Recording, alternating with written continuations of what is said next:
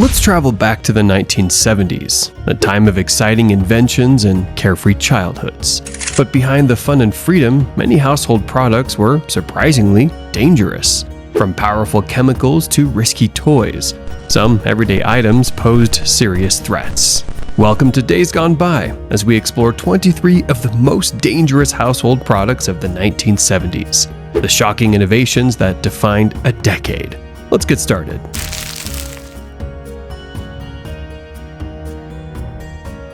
Imagine it's winter in the late 1800s, open fireplaces, warm homes, and children are bundled in cozy flannelette pajamas.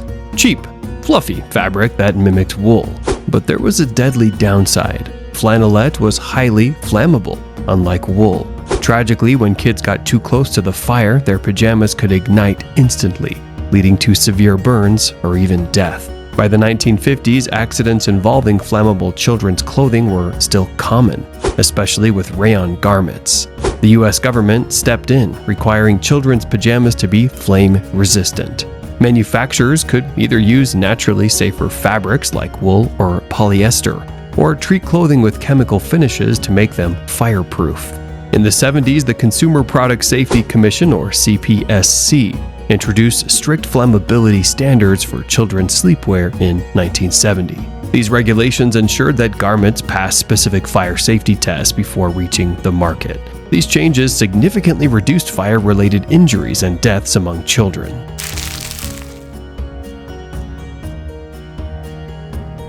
Believe it or not, those colorful Lego bricks from the 70s had toxic chemicals like lead and cadmium. A study by the University of Plymouth found that older Lego pieces, especially red and yellow bricks, contained alarmingly high levels of cadmium. Some bricks exceeded today's European Union safety limits by 12 times to achieve their vibrant colors. But cadmium wasn't the only problem. Other hazardous substances like lead, barium, bromine, and chromium were also found in vintage Lego bricks. While simply handling them might not seem risky, exposure increases when young children put them in their mouths or play with them extensively. Lego phased out these toxic materials in the early 1980s, but many older bricks are still around, passed down through generations or stored away in attics. While they hold nostalgic value, experts warn about their potential dangers, especially to kids. So, before you hand down that box of vintage Lego, consider the hidden risks.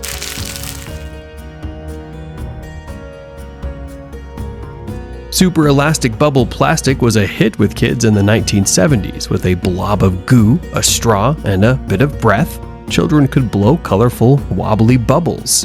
The 1970 commercial made it wildly popular, showing kids happily playing with the bubbles, backed by a catchy jingle. At first glance, it seemed safe, with no sharp edges or choking hazards.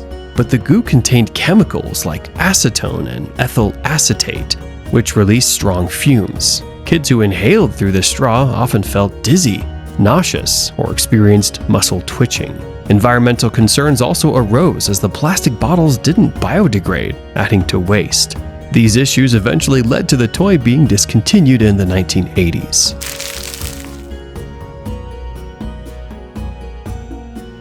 Lawn darts, or jarts, seemed like the perfect backyard game, but beneath the fun lay a dangerous reality. These oversized darts, tipped with sharp metal points, turned into lethal projectiles when thrown. The risks became tragically clear in 1987, when a 7-year-old girl in California died after being struck by a dart.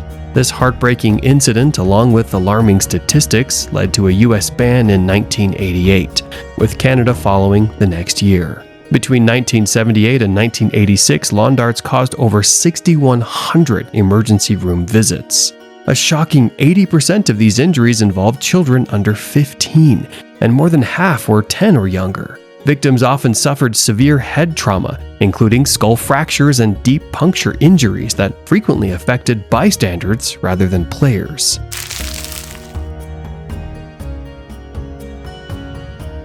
In the 1970s, lead-based paint was a popular choice for homes, but it posed serious health risks, especially to children and pregnant women. Lead, a toxic metal, could cause severe health issues when ingested or inhaled. Children were particularly vulnerable as their growing bodies absorbed lead more easily. Even small amounts of lead dust from peeling or deteriorating paint could lead to developmental delays, learning difficulties, and neurological damage.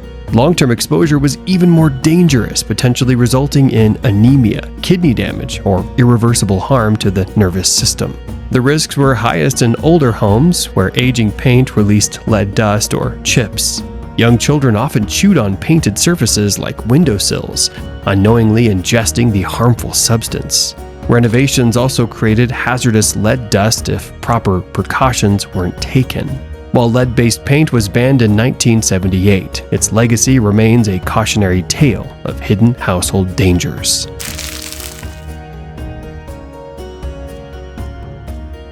In the 1970s, asbestos was considered a miracle material, praised for its fireproofing and insulating abilities. It was everywhere, used in walls, ceilings, floors, and even everyday household products. At the time, its risks were poorly understood, making it a staple in construction. However, by the late 70s, the truth about asbestos came to light.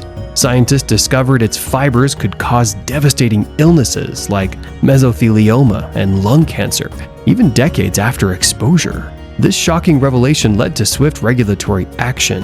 The U.S. Environmental Protection Agency, or EPA, began phasing out asbestos in construction, and the Consumer Product Safety Commission banned its use in products like wallboard patching compounds.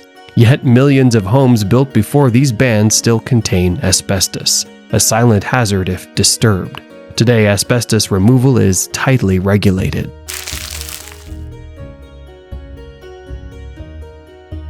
In the 70s, Freon became the standard refrigerant for refrigerators and air conditioners. It was considered safer than earlier toxic and flammable options like ammonia and methyl chloride. However, Freon, a chlorofluorocarbon or CFC, posed serious environmental dangers. When released into the atmosphere, CFCs broke down under UV radiation, releasing chlorine atoms that destroyed the ozone layer. This thinning increased harmful UV exposure, raising skin cancer risks and causing genetic damage. CFCs were also potent greenhouse gases, contributing significantly to global warming and lingering in the atmosphere for decades. Though marketed as safe, Freon posed health risks when improperly handled or leaked. It reflected progress in refrigeration, but at a cost to the environment. The environmental dangers led to its ban by the Montreal Protocol in 1987.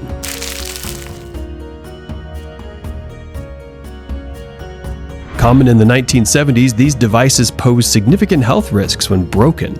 Mercury, a neurotoxin, releases invisible vapors that can be inhaled, leading to coughing, chest pain, and even long-term neurological damage. The dangers didn't stop there. Mercury could be absorbed through the skin, causing symptoms like tremors and nausea, especially risky for children and pregnant women. Broken thermometers also brought sharp glass shards, posing physical injury risks, while improper disposal led to environmental contamination. Mercury spills polluted homes and ecosystems, creating widespread hazards. As awareness of these risks grew, mercury thermometers were phased out globally in favor of safer options like digital and alcohol-based thermometers.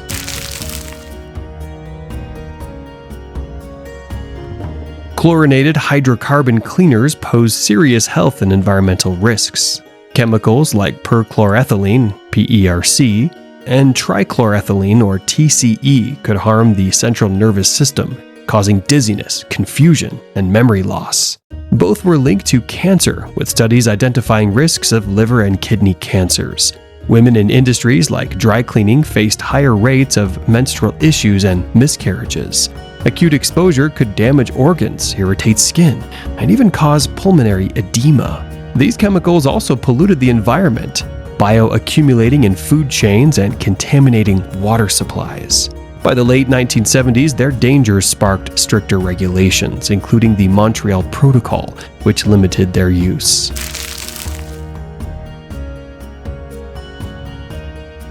Clackers were simple yet chaotic. Two heavy acrylic balls attached to a string with a finger loop.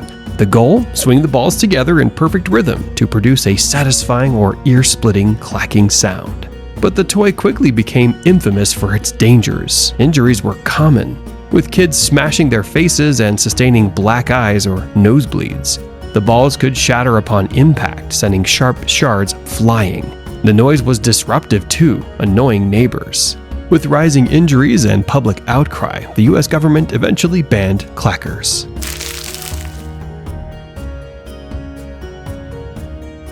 Imagine a heavy, rock-filled lemon-shaped ball at the end of a string, designed for spinning and jumping. It sounds fun, right?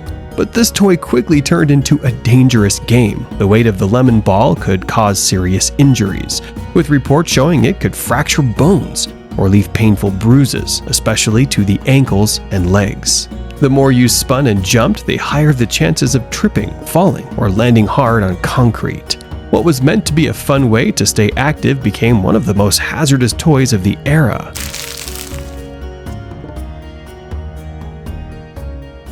Think of the disco punch as a Nerf gun before safety ever entered the conversation. This toy gun from the 1970s shot tiny plastic frisbees, giving kids the thrill of rapid-fire action. But with its fast-flying projectiles, this fun toy came with more than just excitement. It was a recipe for injury. What were they thinking? Giving kids the power of a paintball gun, but in a much smaller, much less safe form. And with kids being, well, kids, competitive, aggressive, and full of energy, accidents were just waiting to happen. Reports indicated that they could potentially take out an eye or bloody a nose.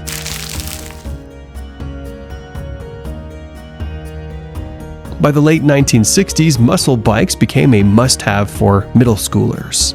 With features like ape hanger, handlebars, Dayton rims, and banana seats, these bikes were designed for style and stunts, not transportation. The swing bike took this to the next level with its unique design. Its second steering axis in front of the seat allowed riders to perform stunts, like riding with one wheel on the curb. But the swing bike was tricky to control with its awkward steering system, making it hard for riders to stay balanced. The small front wheels increased the risk of tipping over, leading to falls, often resulting in face plants.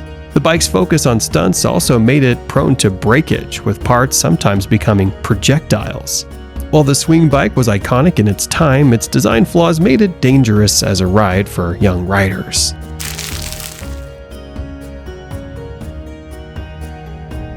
In the 70s, codeine containing cough syrups posed significant dangers. Codeine, an opioid, could produce euphoric effects when abused, leading many, especially teens, to misuse it for a high. These syrups were available over the counter, making them easily accessible and contributing to widespread abuse. The health risks were severe. Codeine is converted into morphine in the body, which would cause respiratory depression, a life-threatening condition. High doses could result in overdose, confusion, shallow breathing, and even death. Due to these dangers, the FDA banned over-the-counter codeine syrups in the late 1970s to protect public health, especially young users.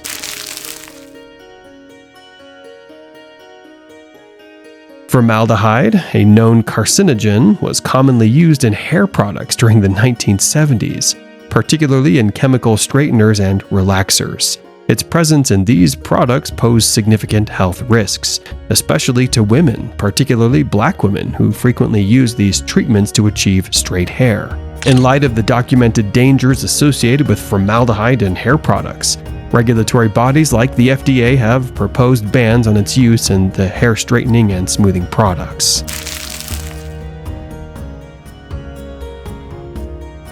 While popular for warmth, electric blankets in the 1970s posed serious dangers. Fire risks were common, with reports of blankets igniting if malfunctioned or left on too long, sometimes causing near-tragic accidents. Overheating was another concern, especially for vulnerable groups like infants and people with medical conditions, which can lead to burns and heat stroke in rare cases. Additionally, growing awareness about electromagnetic fields, or EMFs, raised questions about their long-term health effects.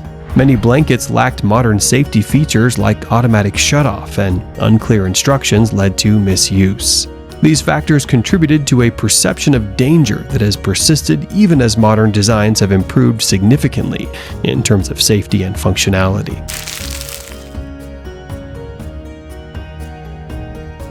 Toasters were invented more than 30 years before sliced bread. But early models were very different from the ones we use today. Many toasters from this era did not include an automatic shutoff feature. This could lead to overheating and potential fires, especially if food items became stuck or if the toaster was left unattended while in operation. The heating elements, often made of iron wires, were prone to melting and could create a fire risk when misused or malfunctioning. When these appliances were damaged or improperly handled, they could release asbestos fibers into the air. Inhalation of these fibers is linked to severe health issues, including asbestosis and lung cancer. The combination of fire hazards due to overheating and the potential for exposure to harmful asbestos fibers made 1970s toasters without automatic shutoff features particularly dangerous for consumers.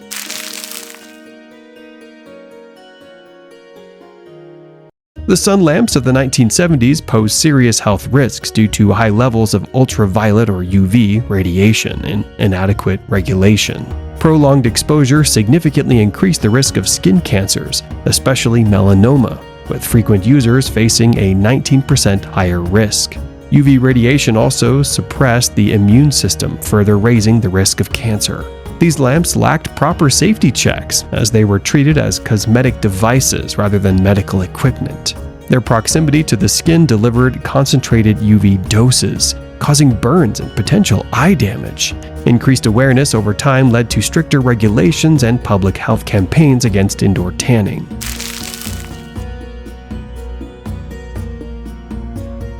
Padded dashboards introduced in the 1970s to enhance car safety during collisions ironically used flammable materials that increased safety risks, such as toxic smoke and car fires. However, advancements in materials science have since produced safer, non-flammable alternatives for vehicle interiors.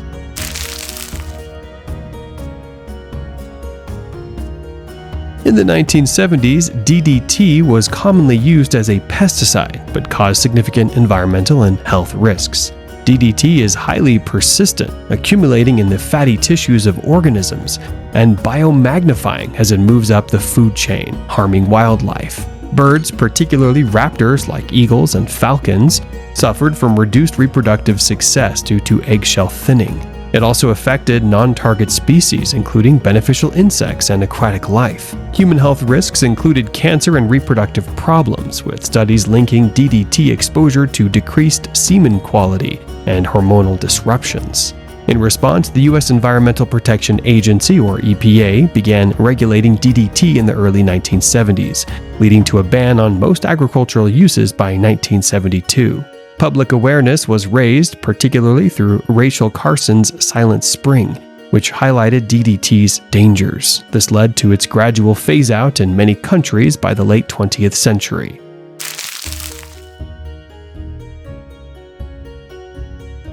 The Water Wiggle, a popular 1970s toy, posed significant dangers despite its fun design. This flexible tube sprayed water while wiggling unpredictably, causing injuries such as bruises, cuts, and falls.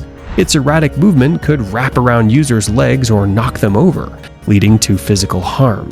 Some children experienced waterboarding-like moments when the toy wrapped around them, causing panic. The Water Wiggle lacked modern safety features, making it especially hazardous on slippery surfaces. While it was meant to entertain, the lack of control and safety measures turned it into a risky plaything for children, often resulting in accidents.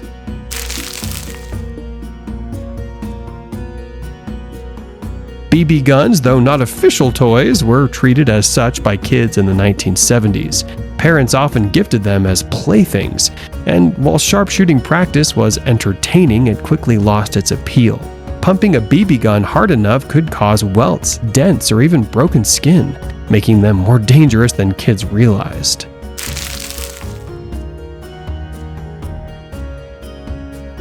Using gasoline for cleaning in the 1970s posed serious health and environmental risks due to its toxic chemical components and poor safety practices. Gasoline contains benzene, a carcinogen, and harmful hydrocarbons like toluene and xylene, which can cause respiratory issues and increase cancer risks. Workers handling gasoline in industries like tank cleaning were often exposed to these dangerous substances. Additionally, leaded gasoline was still in use, releasing toxic lead particles into the environment and contributing to serious health problems, like cognitive impairment in children and cardiovascular issues in adults. Isn't it fascinating to reflect on how practices we now recognize as hazardous were once commonplace? What are your thoughts on these dangerous practices from the 70s? Would you have been brave enough to try them back then? Let us know in the comments. Don't forget to like and subscribe for more updates. See you in the next video.